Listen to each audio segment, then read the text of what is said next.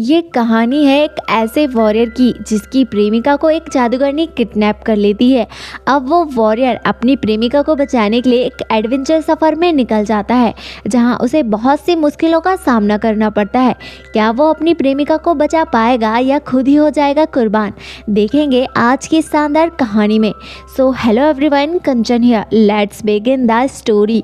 इससे पहले हम कहानी की शुरुआत करें, हम आपको बता दें कि हमने इस मूवी के 3 पार्ट ऑलरेडी एक्सप्लेन कर दिए हैं जो कि आपको हमारे इसी चैनल पर मिल जाएंगे, तो आप उन वीडियो को भी एंजॉय कर सकते हैं। अब बढ़ते हैं कहानी की तरफ। कहानी की शुरुआत होती है, हमें उसी जादूगरनी को दिखाया जाता है जिसका नाम गलीना होता है, जो काले पानी के तालाब के पास खड़े होकर कहती है कि मुझे मेरे मकसद में कामयाब होना है और मुझे मेरे मकसद में कामयाब होने के लिए जादुई दुनिया से एक साथी चाहिए जो मेरा साथ दे सके। जिसके बाद हम काले पानी में से एक योद्धा को निकलते हुए देखते हैं जो बहुत ज़्यादा पावरफुल होता है, जो कि जादुई दुनिया से गलीना का साथ देने के लिए आया है, यानी कि अब वो उसका एक वॉरियर साथी है। यहीं से सीन कट होता है। फिल्म के अगले सीन में हम इवान और बेलिसा को देखते हैं जिन्होंने इस जादुई दुनिया में एक छोटा सा गांव बसा लिया होता है जहां पर ये इस दुनिया में बहुत ज़्यादा खुश होते हैं। इनकी ये छोटी सी दुनिया काफ़ी ज़्यादा खूबसूरत होती है जो देखने में किसी सपने जैसे लग रही होती है। दूसरी तरफ इवान और बेलिसा की शादी तय हो चुकी थी, इसी वजह से गाँव में इसकी जोरों शोरों से तैयारी चल रही थी जिसमें तमाम गाँव वाले बढ़ चढ़कर हिस्सा लेते हैं।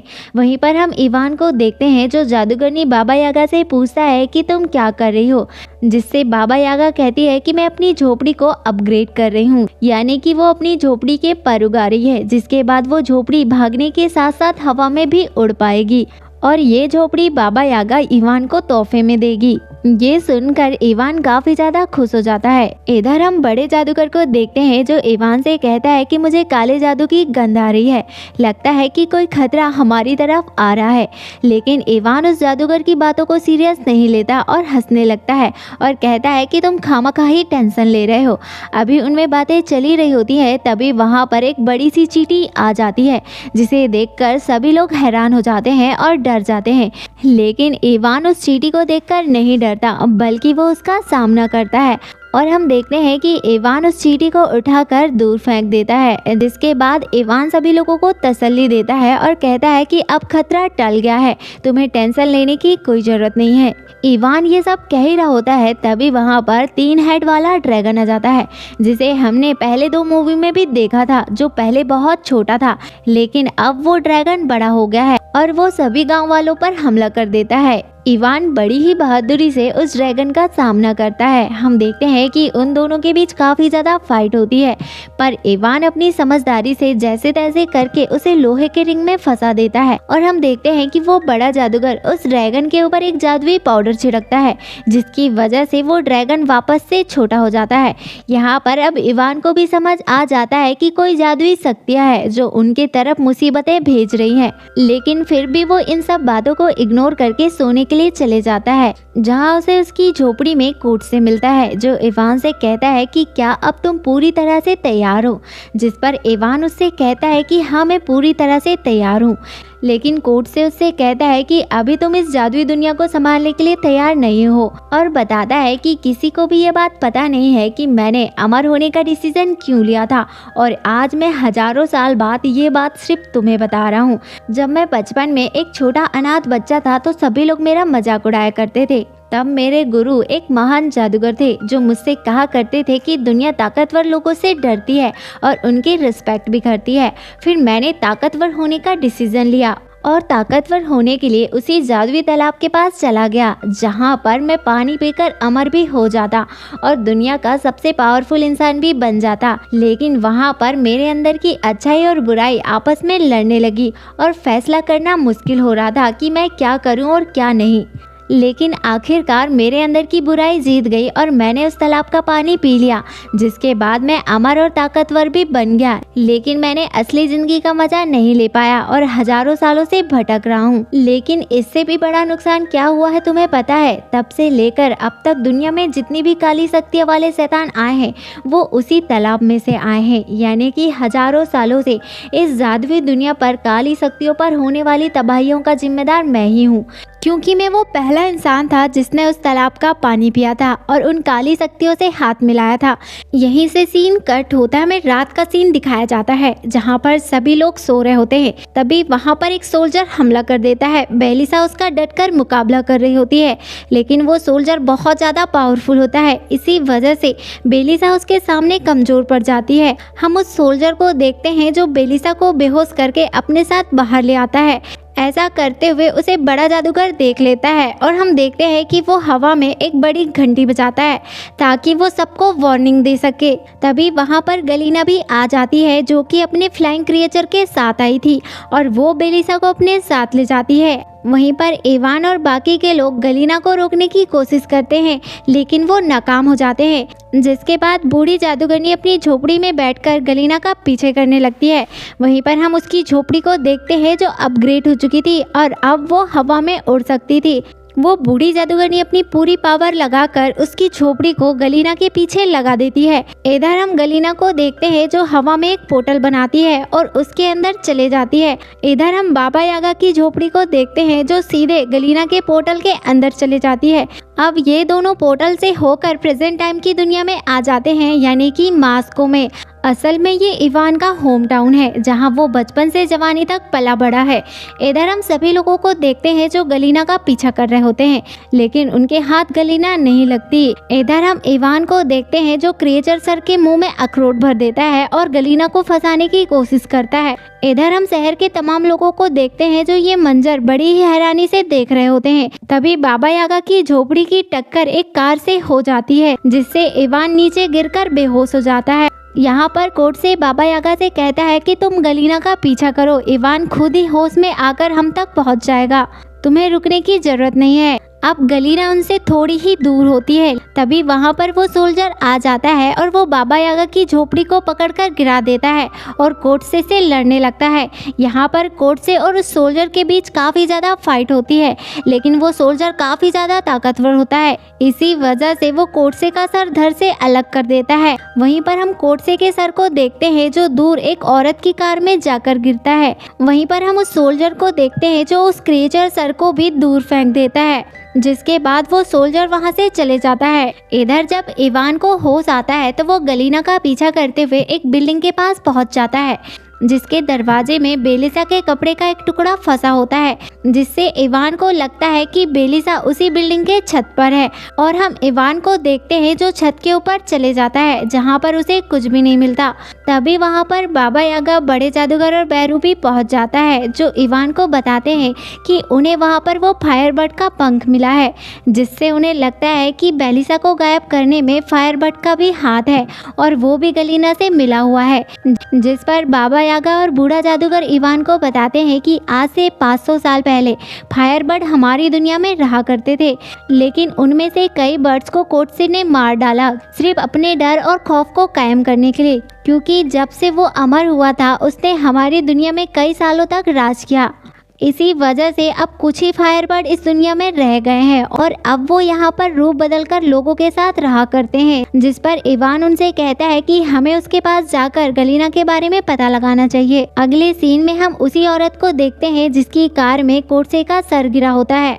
वो कोर्टसे के सर को एक खिलौना समझ रही होती है और अपने बेटे को दे देती है, लेकिन जब वो अपने घर पहुंचती है तो उसे काफी कुछ अजीब लगने लगता है। इसलिए हम देखते हैं कि वो कोर्टसे के सर को बाहर फेंकने के लिए चले जाती है। इधर हम उस क्रिएचर सर को देखते हैं जो पानी से बाहर आ जाता है, जहाँ पर उसे एक बाइक खड़ी नजर आती है और वो उस बाइक को लेकर कोर्टसे के सर को ढूंढने के लिए निकल पड़ता है और ढूंढते ढूंढते उसी जगह पर पहुंच जाता है जहाँ पर वो औरत खड़ी होती है।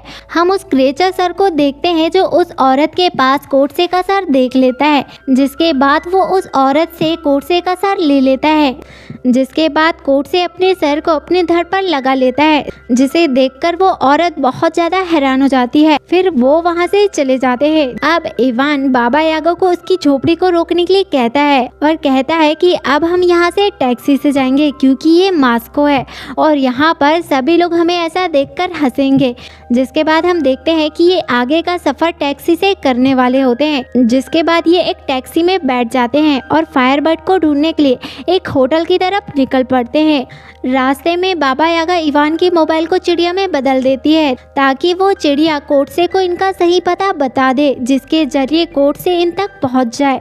जब वो चिड़िया कोर्से के पास पहुंचती है तो हम क्रिएचर सर को देखते हैं जो उसे खा लेता है। दूसरी तरफ हम जादूगरनी गलीना को देखते हैं जिसने बेलिसा को बंदी बना रखा था और उसके ऊपर कोई जादू कर रही होती है और कहती है कि तुम्हारे ऊपर कोई भी जादू का असर क्यों नहीं हो रहा है। जिस पर बेलिसा उसे कहती है कि इवान तुम्हें नहीं छोड़ेगा, वो मुझे बचाने के लिए यहाँ जरूर आएगा।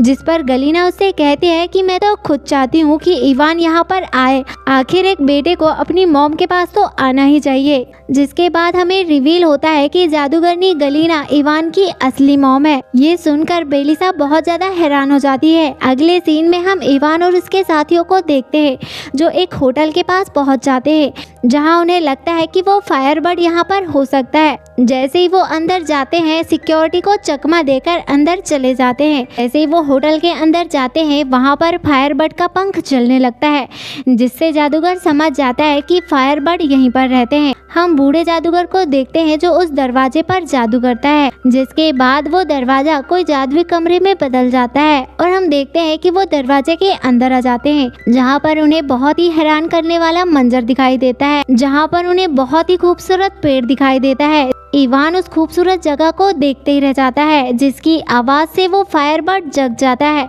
तभी वहाँ पर फायरबर्ड की असिस्टेंट आ जाती है जिससे फायरबर्ड कहता है कि ये लोग कौन है और मेरे रूम में कैसे आए, इन्हें यहाँ से तुरंत भगाओ। जिस पर बूढ़ा जादूगर फायरबर्ड से कहता है कि हम गलीना को ढूंढना चाहते हैं जिसमें हमें तुम्हारी हेल्प चाहिए, क्योंकि आखिरी समय में हमने जहाँ गलीना को देखा था वहाँ तुम्हारा पंख मिला है। जिस पर फायरबर्ड कहता है कि मैंने कभी गलीना को नहीं देखा। तभी इवान अपनी तलवार निकाल लेता है और फायरबर्ड को धमकाता है और कहता है कि अगर तुमने सच सच नहीं बताया तो मैं तुम्हें काट डालूंगा। लेकिन फायरबर्ड फिर भी उससे कहता है कि मेरे पंख इधर उधर गिर जाते हैं, हो सकता है वहाँ पर उड़ गया हो, और मेरा पंख तो कहीं भी उड़कर चले जाता है। तभी हम फायरबर्ड को देखते हैं जिसके पेट में दर्द होने लगता है क्योंकि उसका अंडा देने का समय आ चुका था, जहां पर उसके तमाम साथी आकर उसे चारों तरफ से घेर लेते हैं। जिसके बाद वो फायरबर्ड एक अंडा देता है, जहां पर बूढ़ा जादूगर इवान को बताता है कि एक फायरबर्ड अपनी पूरी लाइफ में सिर्फ एक ही बार अंडा देता है और वो इसकी रक्षा अपनी जान से भी बढ़कर करते हैं, यानी कि वो अंडा उनकी लाइफ की सबसे कीमती चीज होती है जिसे वो अपनी जान से भी ज्यादा चाहते हैं। आगे बूढ़ा जादूगर बताता है कि तुम इस अंडे को तोड़कर जो भी पूछोगे वो अंडा तुम्हें सही सही जवाब देगा, लेकिन याद रखना कि ये फायरबर्ड की सबसे खास चीज होती है जिसे वो अपनी जान से भी ज्यादा प्यार करते हैं। जिसके बाद फायरबर्ड की असिस्टेंट उससे कहती है कि आपका कंसर्ट का टाइम हो चुका है, आपको चलना चाहिए। जिसके बाद वहाँ पर मौजूद तमाम फायरबर्ड कुछ दाने खाने लगते हैं, जिसे खाने के बाद वो इंसानी रूप में आ जाते हैं। ये मंजर देखकर सभी लोग बहुत ज़्यादा हैरान हो जाते हैं। वहीं पर बैरू भी बहुत ज़्यादा हैरान हो जाता है। जिसके बाद बैरू फायरबर्ड से रिक्वेस्ट करता है और एक मोती की माला के बदले कुछ दाने मांगता है ताकि वो भी इंसानी रूप में आ सके। यहाँ पर वो फायरबर्ड बैरू को कुछ दाने दे देता है, जिसे खाने के बाद बैरू भी एक इंसानी रूप में आ जाता है। जिसके बाद फायरबर्ड सब पे चिल्लाने लगता है और वहाँ से जाने के लिए कहता है। इधर हम इवान और सभी लोगों को देखते हैं जो उस रूम से बाहर आ जाते हैं, लेकिन इवान ने बड़ी ही चालाकी से वो अंडा चुरा लिया होता है, जिसे देखकर बाकी सब हैरान हो जाते हैं। हमें अगले सीन में दिखाया जाता है कि सभी उस अंडे को तोड़ने की कोशिश करते हैं, कोई आरी से तो कोई कैंची से, लेकिन वो अंडा किसी भी तरीके से नहीं टूटता। तभी अचानक लाइट चले जाती है। लाइट बंद होने पर अंडे पर कुछ लिखा हुआ नजर आता है, जिसमें लिखा था कि ये अंडा कल टूटेगा, जिसकी वजह से सभी लोग रात के 12 बजने का इंतजार करते हैं, लेकिन वो अंडा 12 बजने के बाद भी नहीं टूटता, जिससे इवान को बहुत ज्यादा गुस्सा आ जाता है और वो घर के बाहर चले जाता है। जब सुबह इवान घर वापस आता है तो बूढ़ा जादूगर उसे बताता है कि मुझे याद आ गया है कि ये अंडा कैसे टूटेगा। ये आने वाले कल में नहीं बल्कि बीते हुए कल में टूटेगा। अगर हम टाइम ट्रेवल करके बीते हुए कल में चले जाए तो हम इस अंडे को तोड़ सकते हैं, जिसके लिए हमें टाइम क्रिस्टल की मदद लेनी होगी जो हमें कीकी मोरी के यहाँ मिल जाएगा। जिसके बाद ये टाइम क्रिस्टल को लेने के लिए अपने सफ़र पर निकल पड़ते हैं। लेकिन क्या किकीमोरी इनकी हेल्प करेगी या बन जाएगी इनकी दुश्मन, और क्या बेलिसा की जान बच पाएगी, देखेंगे हम इसके नेक्स्ट पार्ट में, जिसे हम नेक्स्ट वीडियो में एक्सप्लेन करने वाले हैं। आई होप आपको ये एक्सप्लेनेशन पसंद आई हो। अगर आपको ये एक्सप्लेनेशन पसंद आई तो वीडियो को लाइक और चैनल को सब्सक्राइब जरूर कीजिएगा, क्योंकि एक वीडियो को बनाने में बहुत ज़्यादा मेहनत लगती है। आपका एक सब्सक्राइब हमारी इंस्पिरेशन का कारण बनता है।